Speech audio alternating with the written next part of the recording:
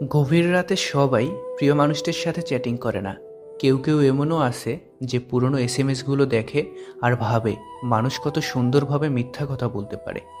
একটা ছেলে নিজের জীবন বাজি রেখে পরিবারের জন্য পরিশ্রম করে যায়, অথচ তাকে বোঝার মতো কেউ থাকে না।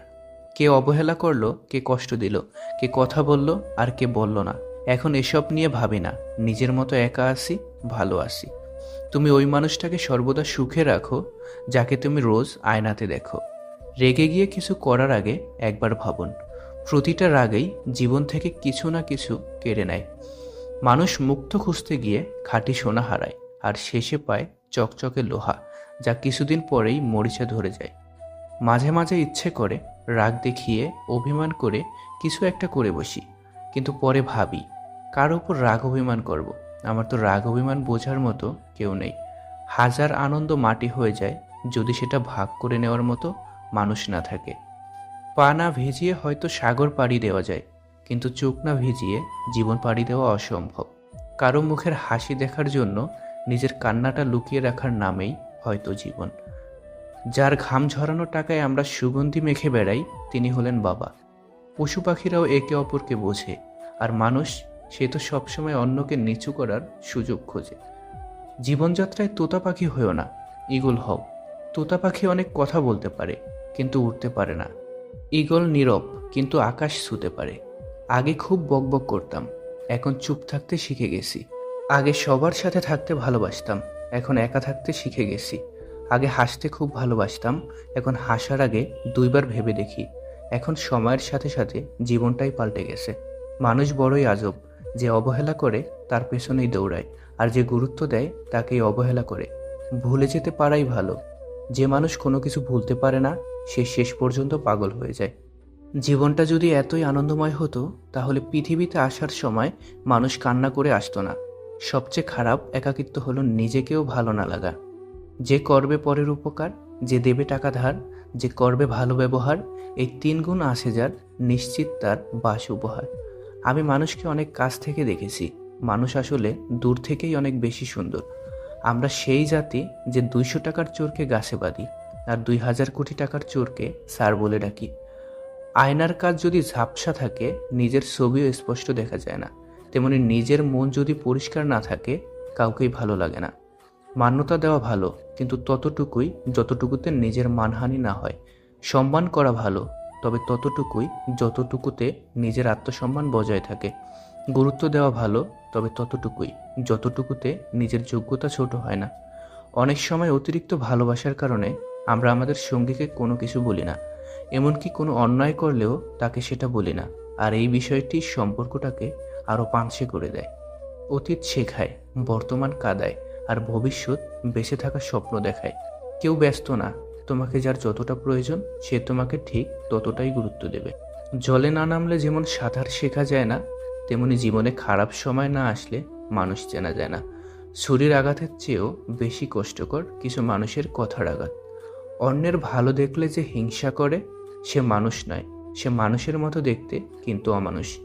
কাছে থাকা মানুষগুলোকে চেনার জন্য সময় যথেষ্ট। সময় প্রমাণ করে দেবে কে কার কতটা আপন কিংবা পর। শরীরে পাওয়া আঘাতের চেয়ে মনে পাওয়া আঘাতের যন্ত্রণা অনেক বেশি তীব্র, ভয়ঙ্কর। একজন অভিমান করলে অন্যজন অভিমান ভাঙাবে, এটাই নিয়ম। কিন্তু দুজনেই অভিমানী হলে নিশ্চিত একটা ভালো সম্পর্কে মৃত্যু হবে। প্রতিটা মেয়েই দুঃখ লুকিয়ে রাখার অসীম ক্ষমতা নিয়ে জন্মায়। হয়তো সে সবাইকে দেখায় সে অনেক সুখী, কিন্তু আসলে সেই জানে তার মনের অবস্থা। আঘাত নিজেই নিজের কাছ থেকে পেয়েছি, কারণ প্রত্যাশার অঙ্কটা একটু বেশিই কষেছিলাম।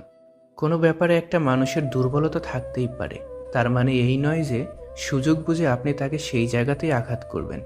মানুষের জীবনে পরাজয়ের অনেক গল্প থাকলেও কাদায় শুধু নির্দিষ্ট একটা গল্প। খারাপ থাকি অসুবিধা নেই, কিন্তু কারো খারাপ হোক তা কখনোই চাই না। সব সময় মনে রেখো, রাগ করে যে চলে যায় সে ফিরে আসতে পারে, কিন্তু আঘাত পেয়ে যে চলে যায় সে আর কোনোদিনও ফিরে আসে না। একে অপরের প্রতি বিশ্বাস রেখে দুই পরিবারকে মানিয়ে বিয়ে করাটাই হলো ভালোবাসার সার্থকতা।